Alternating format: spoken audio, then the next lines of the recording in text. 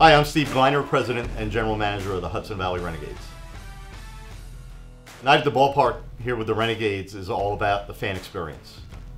So the challenges of the previous lighting system were, first, they were old, so they weren't working up to the standards that really needed to be on the field for professional baseball standards. So obviously we've reached those standards now and exceeded the levels that we have here. Probably the one thing that I talk about the most since we've had these lights installed is the ability for them to turn on and off immediately, especially turning back on. We do many fireworks shows here, and one of the biggest challenges is after a fireworks event, we would turn the lights back on, and it would take 7 or 8 minutes for those lights to fire back up.